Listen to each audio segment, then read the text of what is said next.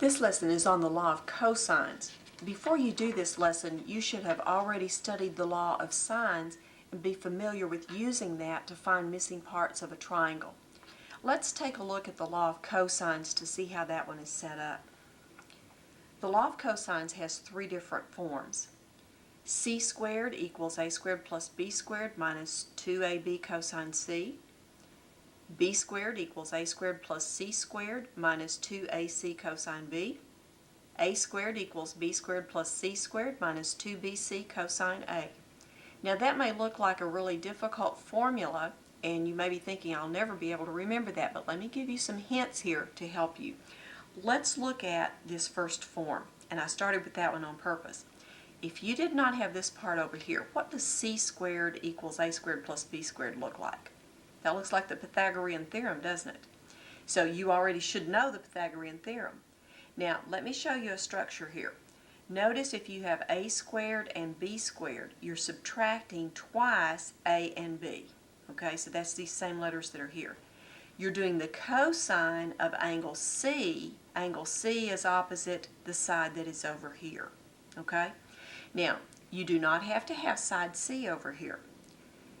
You could have side B. Notice if side B is over here, then A and C are both here. You're subtracting twice what? The ones that are over here, A and C, and you're doing the cosine of the angle B, which is opposite again the side that is over here. Finally, you might have side A over here, and notice you're doing cosine A. You've got the other two sides here, you're subtracting twice the product of those sides. You may want to take a close look at this law of cosines and make sure that you do understand the format, how it's set up, and then be able to use whichever one of these would apply to your particular problem. Now, when do you use the law of cosines? The law of cosines is used to solve a triangle when you know three sides, or if you know two sides and the angle that is included between the two sides. Basically, you're saying here that you use the law of cosines whenever you cannot use the law of sines. Recall, for the law of sines, because of those ratios, you have to know at least one angle, don't you, to set that up. And in the law of sines, you could not do this situation. Remember, in the law of sines, if you knew two sides, the angle could not be the one that was included. So this takes care of that opposite situation. Let's take a look at a problem and see how we can use this law of cosines to solve a problem. Find the remaining three parts of a triangle ABC, given the measure of angle C is 41.3 degrees, side A is 26.3, and side B is 30.7. Let's do a quick sketch like we have done when we studied the law of sines, ABC. I know angle C, I know side A, and I know side B. Notice the structure here. The angle I know is included between the two sides that I know. Think back to the law of sines. If I know angle C, I need to know side C to set up a ratio. Or if I know side A or side B, I need to know those angles opposite those. There's no way I can find either of these other two angles since I only know one angle, and I cannot use the law of sines. So we're going to set up the law of cosines. Since I know both sides A and B, the side I do not know is C. So I'm going to put C over here. Remember, though, in the law of sines, that is squared. Since I'm putting side C over here, then A and B will be over here. Notice, first of all, it's just like the Pythagorean theorem, they're squared. Minus 2 times the two sides that are over here, times the cosine of the angle opposite the side that I have written over there, so cosine of angle C. I don't know C. A is 26.3, so I need to square that. Notice it's A squared. B is 30.7, I need to square that. Minus 2 times A, 26.3, times B, 30.7, times the cosine of angle C, which was 41.3 degrees. Now, having substituted into this, I should be able to key this into my calculator to evaluate C squared. If you've got a scientific calculator, you can just put this right in here. 26.3 squared plus 30.7 squared minus 2 times 26.3 times 30.7 times the cosine of 41.3 degrees. Now make sure you were in the degree mode when you did this. Now notice you're finding c squared at this point. I'm going to write down a preliminary step, 421.0237. There's, of course, more decimal places. That's c squared. So to get c, I need the square root of that, don't I? And since c is the side of a triangle, I want the positive square root. And as we take the square root, we'll start rounding off then to the nearest tenth. So let's just do the square root of that number, which gives me approximately 20.5 for side C. Okay? Now, since I'm going to have to use side C to calculate some other values, I may want to make a note here. I'm just going to put down a few more decimal places, 5189, because I may want to use more decimal places as I calculate these other angles. Now I found side C. Now that I know side C, instead of using this law of cosines, which is a little bit more involved, I can go back to the law of sines. I know C, I know angle C, so I can set up that ratio. Since I know the other two sides, let's just say we're going to use side, how about side A? And we'll be using, let's see, sine angle A. Okay, so C is 20 point, and I'm going to go ahead and put in more decimal places here for the calculation. Sine angle C is 41.3 degrees. Side A is 26.3, and I'm going to solve for the sine of angle A. Okay, so cross multiplying like we did when we did the law of sines, I will have 20.5189 times the sine of A is 26.3 times the sine of 41.3 degrees. And then to solve for the sine of A, we're going to be dividing by this 20.5189, aren't we? So we'll divide that out over here. And I'm going to go to my calculator now and determine 26.3 times the sine of 41.3 divided by 20.5189. And that's giving me a sine value of about 0.8459. Okay, that's going to round off to about 0.8460. Okay?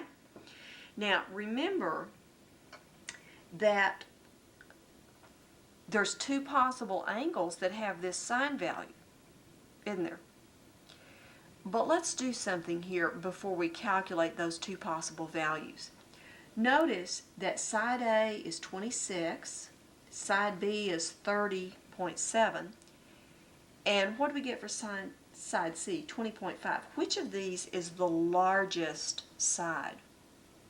Well, let's see, that would be side B. 30.7 is larger than 26.3 and also 20.5, isn't it? So the largest angle would have to be angle B, opposite side B. There can only be one obtuse angle, one angle more than 90 degrees in a triangle. So if there is an angle more than 90 degrees, it would have to be angle B. Cannot be angle A. So I know that angle A has to be an acute angle in quadrant 1. So I'm just going to do my inverse sine, and I've got, let's see, we'll keep to the nearest tenth, 57.8 degrees for angle A. Okay? Now that I have angle A is about 57.8 degrees, I'm going to find, let's see, I've got angle A, I need angle B, don't I? Well, let's see. Angle C was 41.3, and for angle A I've got 57.8. Let's add those. That's what, 99.1 degrees? So if we take 180 minus the 99.1, that gives us 80.9 degrees for the measure of angle B. Okay, so that finds angle B. All right. Now again, I wanted to point out side B, the 30.7 was the largest side, so the largest angle, 80.9 degrees, has to be opposite side B, angle B. There cannot be an obtuse angle at A, because that angle cannot be larger than angle B. Okay?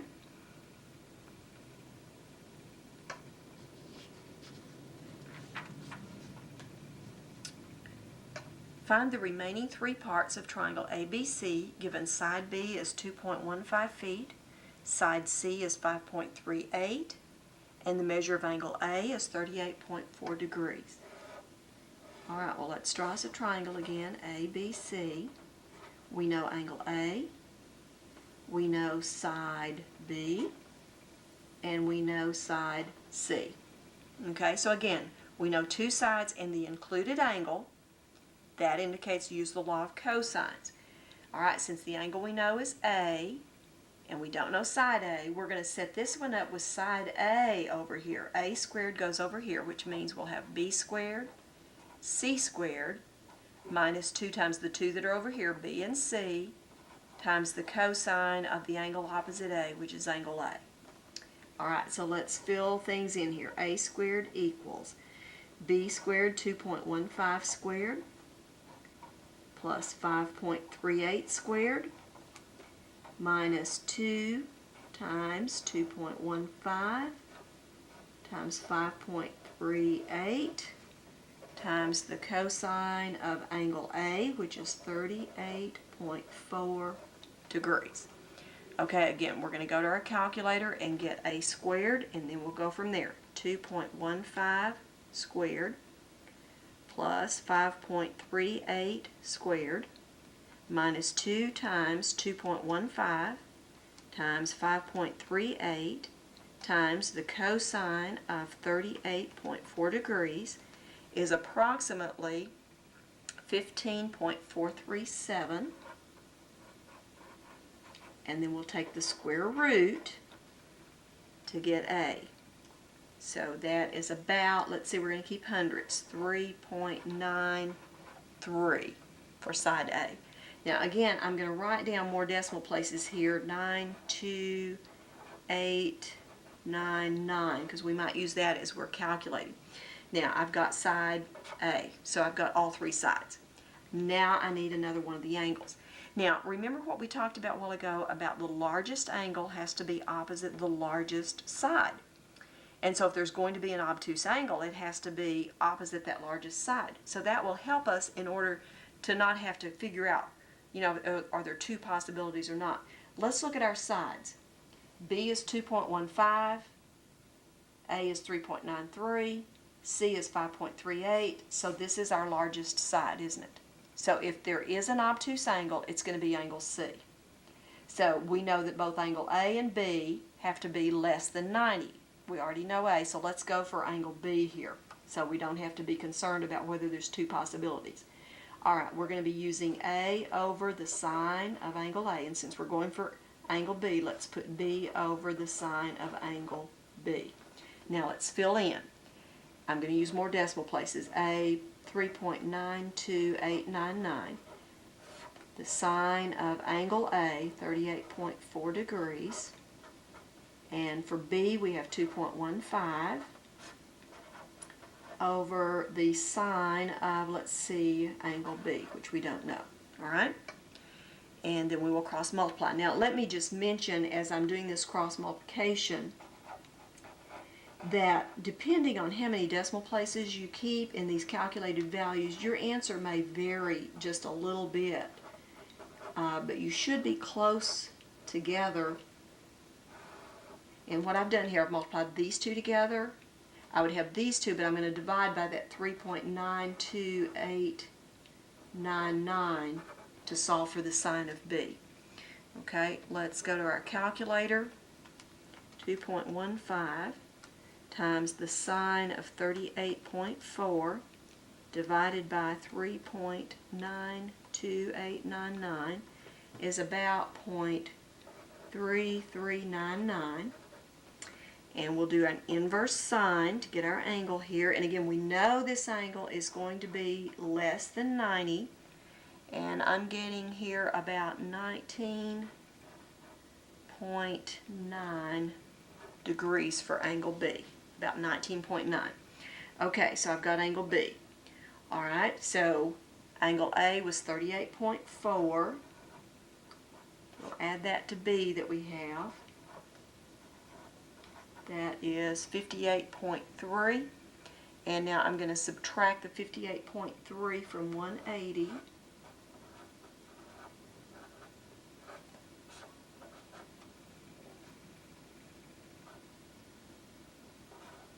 And I believe that leaves us with 121.7 degrees for angle C. And we have found angle C. Notice angle C was our obtuse angle. Now, the suggestion I'm making here is if you're given just the one angle and you're having to use your law of cosines, once you find that other side, then go for the angle that you know has to be acute, has to be less than 90. Your largest angle is opposite your largest side. If there is an obtuse angle, a quadrant 2 angle, it would have to be that one. And so if you'll find the other two angles first, then you'll know whether or not that is an obtuse angle. Now, let's look at a situation where we don't know any of the angles. All we're given are the measures of the sides. Find the remaining three parts of triangle ABC given side A, side B, and side C. Okay, well, it's real easy on our sketch here to see that we know the three sides. We don't have any of the angles. Now, I will make a recommendation here. Recall we've been talking about an angle in a triangle can be anywhere from 0 up to just slightly less than 180, quadrant 1 or 2. If you're using the law of cosines, the cosine of a quadrant 1 angle is positive, but the cosine of a quadrant 2 angle is negative. So with the cosine function, there's never any question whether the angle is going to be in quadrant 1 or 2. So I'm going to make a suggestion. If you know your three sides and you're going to go for an angle, let's find the largest angle first, and then we'll know, if it turns out to be obtuse, the other two angles are definitely acute. But if the largest angle is less than 90, then the others also are less than 90. So we're going to go for the largest angle. So let's look at this. The largest side is the 36.2. So if we're going to go for the largest angle, that would be angle B, wouldn't it? So since I'm going for angle B, I'm going to use the form where I put B squared over here, A squared plus C squared minus 2AC cosine B. Now I know B, 36.2. I know A, 23.8. I know C, 23.7, minus 2 times 23.8 times 23.7 times the cosine. Now, I don't know angle B, but notice that's the only thing missing in my equation, and we can do some algebra here. What I'm going to do, now notice all this is multiplied together, so it's really one term. You have to be real careful not to separate that, but there's a minus there. So I'm going to add all of this and bring it to this side of the equation. Okay? Now at the same time, I'm going to subtract this one to bring it over here. So we're adding this one. That will bring it to this side as a positive 2 times 23.8 times 23.7 times the cosine of B. I've got the 23.8 squared plus the 23.7 squared, and then notice I'm subtracting that one to get it over here, minus the 36.2 squared. Now notice again, I'm doing a lot of algebra before I go to my calculator. Now I want to solve for this cosine of B. That means these are multiplied times this. I need to divide by all of that. So the cosine of B is going to be 23.8 squared plus 23.7 squared minus 36.2 squared divided by 2 times 23.8 times 23.7. That will have solved for that cosine of B. Now, I'm leaving it in this form, and then I'm going to let the calculator do all this hard work. Now, I'm going to make a suggestion. Remember, when you're dealing with fractions, you need to complete the numerator and complete the denominator before you divide.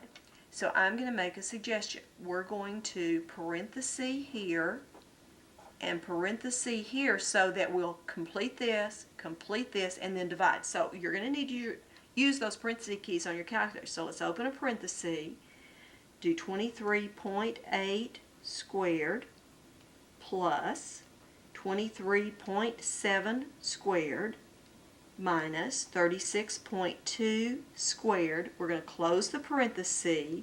We're going to divide. And now we're going to do another parenthesis. 2 times 23.8 times 23.7. Close that parenthesis. And now we're going to hit equal to complete all of this. Okay? Did you follow that? So what I have here is that the cosine of b, looking at my calculator here, is approximately negative 0.1616. Notice the cosine is negative, which says it's a quadrant 2 angle. But don't worry about that. If you just do your inverse cosine on your calculator, it's going to tell you b is approximately 99.3 degrees. It's going to give you, notice, that second quadrant angle. So we have found angle B, which is our largest angle. Now, since that one is the obtuse angle, we know the other two are definitely acute. Now, again, since we've done all the hard work with this law of cosines and we have found angle B, now we can revert to the law of sines. We know side B, we know angle B. Okay, so now we can pick up either of the other sides that we want to do. I think what I'm going to do is just use the C and the sine of angle C here, and then we'll complete it. Okay, for B, we have 36.2. Sine, angle B, we got 99.3 degrees. We know side C is 23.7. That's times the sine of angle, or divided by the sine of angle C. Now we'll cross multiply here. 36.2 times the sine of C is 23.7 times the sine of 99.3 degrees. We need to divide by the 36.2. And so we're going to go to our calculator now and evaluate this. 23.7 times the sine of 99.3 degrees divided by 36.2 is approximately 0.6461. Now again, notice we don't have to worry about two possible solutions here. We know this angle is less than 90, so let's just do an inverse sine here. And I have C as about 40.2 degrees. Okay? So let's see. For angle B, we got 99.3. For angle C, we have 40.2. So let me mark, I've got angle C. That gives me a total of 139.5. Alright, so let's take 180 minus the 139.5. And that leaves 40.5 for angle, let's see which one, A.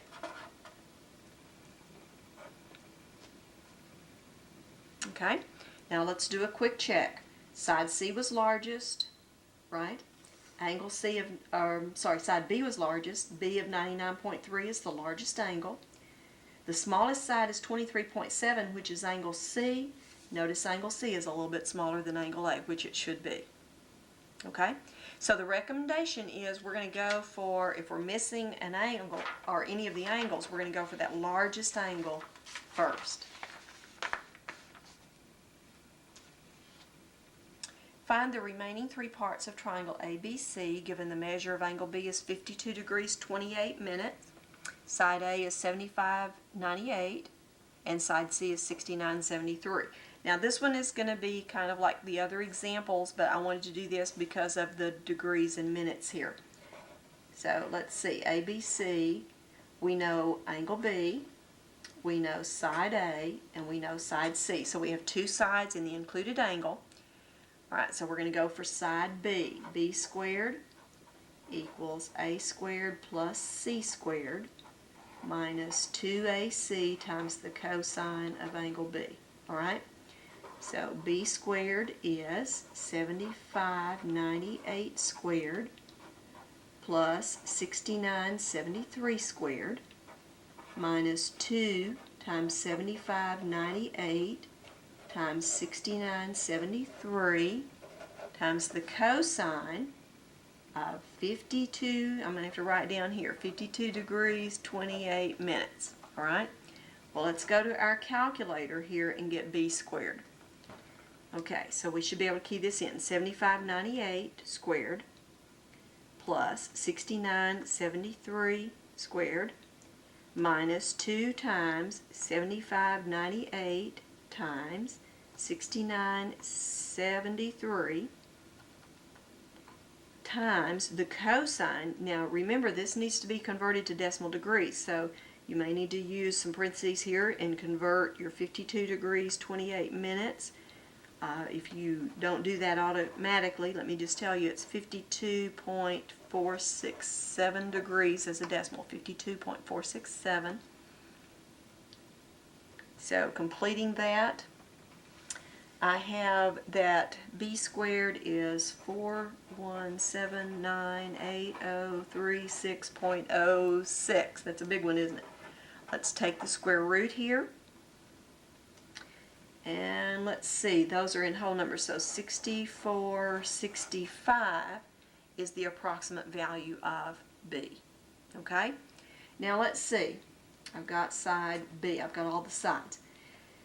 We need to find an angle. Which is my largest side? Well, let's see. 7598 is the largest. So angle A will be the largest angle. Okay, we already know angle B. So let's go for angle C because we know that one's going to be an acute angle, since angle A has to be the largest one. So we're going to use B and the sine of angle B. And since we're going for angle C, we'll do C and the sine of angle C. Okay, so B, we have 6465. The sine of angle B, 52 degrees, 28 minutes. For C, we have 6973, and we want the sine of angle C here. Okay, cross multiplying, 6465 times the sine of C is 6973 times the sine of 52 degrees, 28 minutes. So we'll be dividing by the 6465.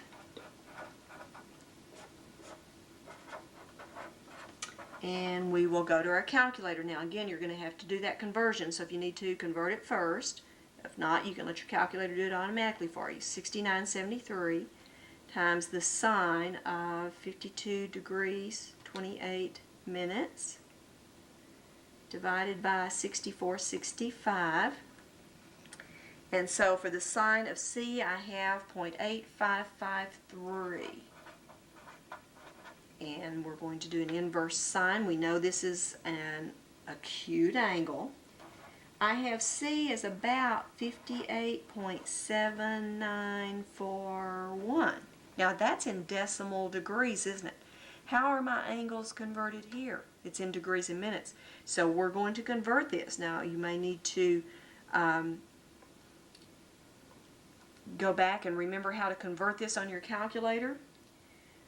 So C is approximately 58 degrees, and I have 47 minutes, and then I have 38.59 seconds. Since that's more than half of a minute, I'm going to round this off to 48 minutes. 58 degrees, 48 minutes for angle C. Okay, so I've now got angle C. Okay, we still lack angle A. Well, let's see. B is 52 degrees, 28 minutes. C is 58 degrees, 48 minutes. So let's add those. That's 76 minutes. 110 degrees, 76 minutes, since that's more than 60 minutes. That'll be 111 degrees, taking 60 away from that, 16 minutes. Okay, I need to subtract from 180. I'm going to write 180 as 179 degrees, 60 minutes, and subtract the 111 degrees, 16 minutes.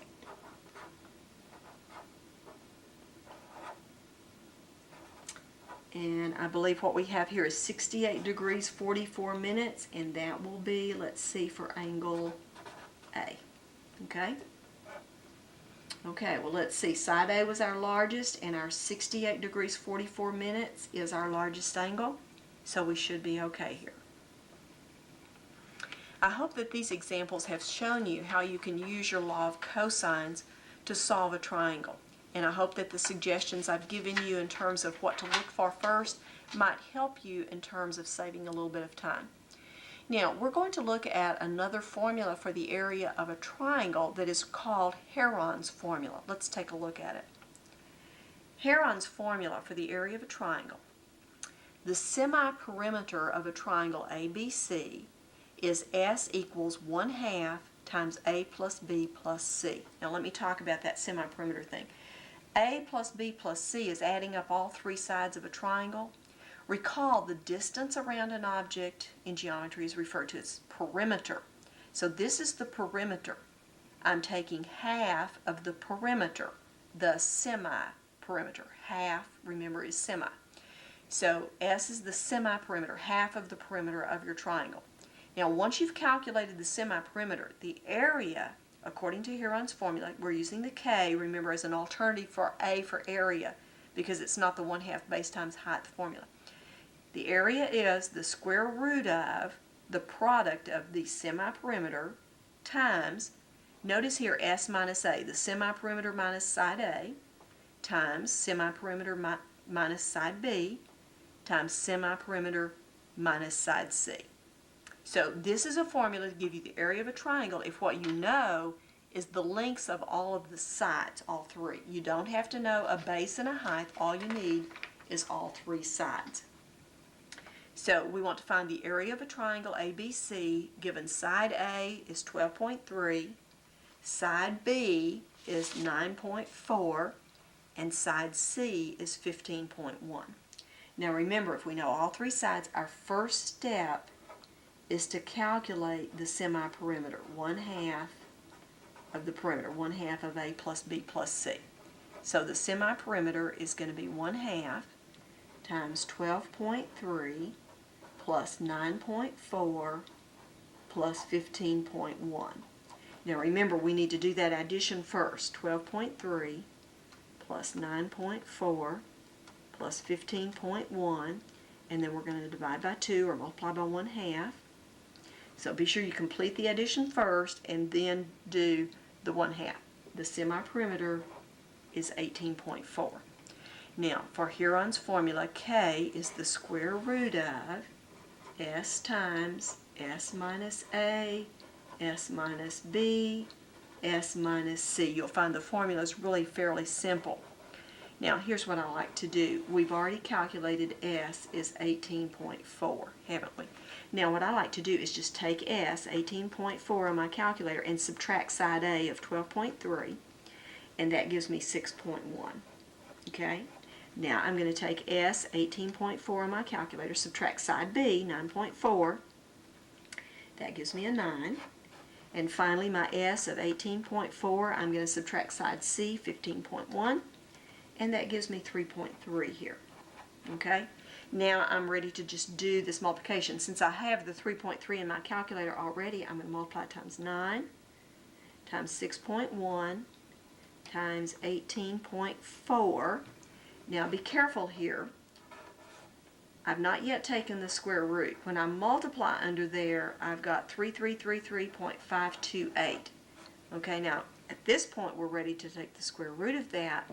And for the area, I have about 57.7. Now, I'm going to report this as tenths since my sides were to the nearest tenth. This is area, so this is square centimeters. Okay? I'd like to do just one other problem for you as an example in this lesson of using the law of cosines. Now, this will be more like a word problem, and we're going to see how we can use the law of cosines to solve it. John leaves Houston traveling 65 miles per hour, and Sue leaves from the same place but on a different road traveling 60 miles per hour. If the angle between the two roads is 72 degrees, what is the distance between John and Sue after 2 hours? Now let's just do a little picture here because I think that will happen. They're leaving Houston from the same place. So let's just mark, here they are, okay?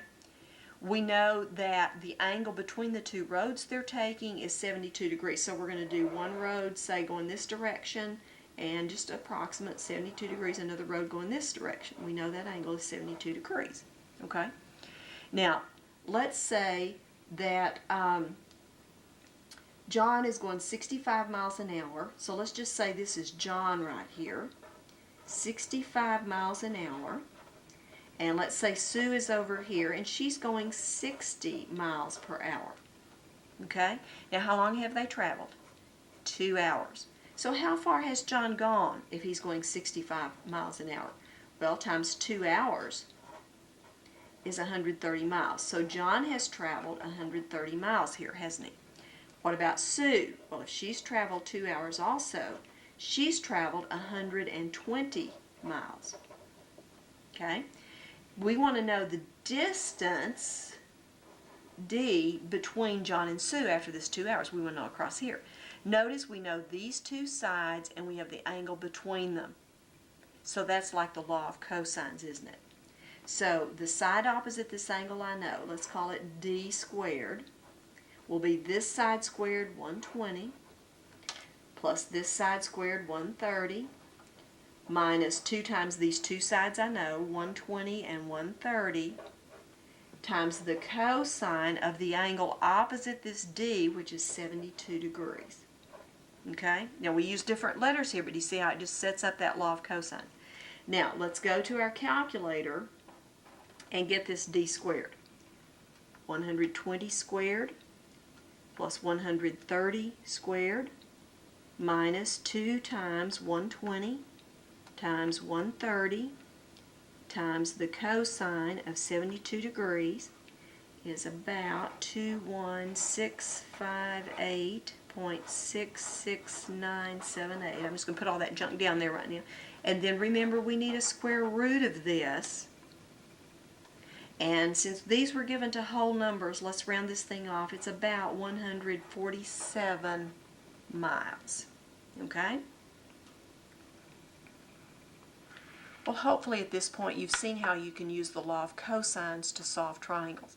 Remember, if you've got a right triangle, you use basic trig functions and the Pythagorean theorem. If you have an oblique triangle, one that is not a right triangle, it will depend on the information you know whether you use the law of sines or the law of cosines. But with all three of these situations, you should be able to solve any triangle that you're given. This completes your lesson on the law of cosines.